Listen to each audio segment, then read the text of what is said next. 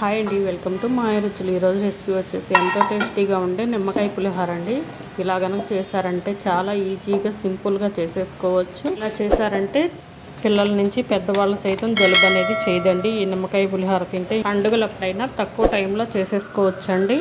ఇంకెందుకు ఆలస్యం, ఈ టేస్టీ రెసిపీని ఎలా చేసుకోవాలో ఈరోజు వీడియోలో చూసేద్దాం. ముందుగా రైస్ని ఇలా ఉడికించుకొని బేషన్లోకి తీసుకొని చల్లార్చుకోవాలి. దీనిలోకి ఒక 5 నిమ్మకాయలు రసం తీసుకోవాలండి. 5 నిమ్మకాయలు అయితే సరిపోతాయండి. చేతితో ఇలా నలుపుకొని ఇలా రసం తీసుకుంటే చాలా ఈజీగా వచ్చేస్తుందండి రసం. నిమ్మకాయలు మొత్తాన్ని ఇలా రసం తీసేసుకోవాలి. ఇలా రసం తీసుకొని పక్కన పెట్టేసుకోవాలి.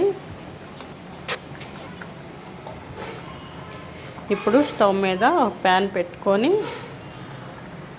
దీనిలోకి 2 టేబుల్ స్పూన్ ఆయిల్ వేసుకోవాలండి. ఆయిల్ హీట్ అయ్యాక 1 టీ స్పూన్ ఆవాలు వేసుకోవాలి. 1 టీ స్పూన్ పచ్చిపప్పు వేసుకోవాలండి. 1/2 టీ స్పూన్ జీలకర్ర వేసుకోవాలి. ఇవి వేసుకున్నాక 3 టీ స్పూన్లు పల్లీలు వేసుకోవాలండి. వేసుకొని గంటితో ఇలా తిప్పుకుంటూ ఫ్రై చేసుకోవాలి. ఇవన్నీ చక్కగా ఫ్రై అయిపోవాలండి. ఇవన్నీ ఇలా సగం ఫ్రై అయ్యాక దీనిలోకి ఒక 3-4 ఎండుమిర్చిని కట్ చేసుకొని వేసుకోవాలి. ఒక 5-6 పచ్చిమిర్చి కూడా ఇలా వేసుకోవాలండి. మధ్యకి చీల్చి ఇలా వేసుకొని ఫ్రై చేసుకోవాలి. ఇవన్నీ కొంచెం ఫ్రై అయ్యాక దీనిలోకి కరివేపాకు వేసుకోవాలండి. కరివేపాకు కూడా వేసుకొని ఇలా గంటతో తిప్పుకుంటూ ఫ్రై చేసుకోవాలి.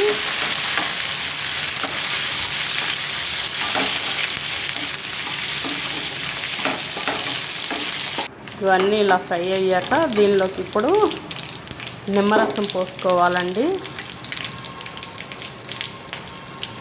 మనం గింజలతో సహా తీసుకున్నాం కాబట్టి ఇలా వడగట్టుకొని నిమ్మరసాన్ని పోసుకోండి.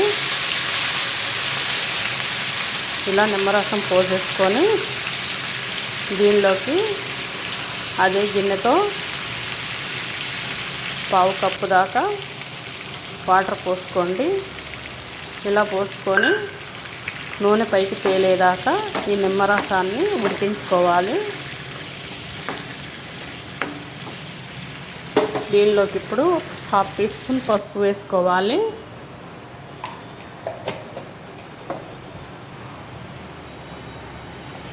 టూ టేబుల్ స్పూన్ ఉప్పు వేసుకోవాలండి.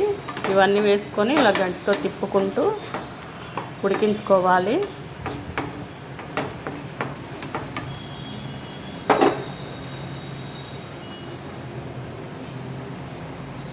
నూనె అనేది ఇలా పైకి తేలాలండి. ఇలా వీడియోలో చూపిస్తున్నట్టు నూనె అంతా ఇలా పైకి తేలాలి. పైకి తేలితేనే నిమ్మరసం ఉడికినట్లు. ఇలా ఉడికించుకొని రైస్లో వేసేసుకొని కలుపుకోవాలి. ఇలా మొత్తం రైస్లో మిక్స్ చేసుకొని బాగా కలుపుకుంటే ఎంతో టేస్టీగా ఉండే లెమన్ రైస్ రెడీ అయిపోతుందండి. ఇంకెందుకు ఆలస్యం, ఈ టేస్టీ రెసిపీని మీరు కూడా తప్పకుండా ట్రై చేయండి. ఇలా చేసుకున్నారంటే పిల్లల నుంచి పెద్దవాళ్ళ సైతం జలుబు చేయకుండా ఉంటుందండి. ఈ రెసిపీ కనుక నచ్చితే మీరు కూడా తప్పకుండా ట్రై చేయండి. ట్రై చేసి మీకు ఎలా వచ్చిందో కామెంట్లో తెలియజేయండి. మా ఛానల్ లైక్, షేర్, సబ్స్క్రైబ్ చేసుకోండి. మీ ఫ్రెండ్స్కి, మీ ఫ్యామిలీ మెంబర్స్కి షేర్ చేయండి. Thank you for watching.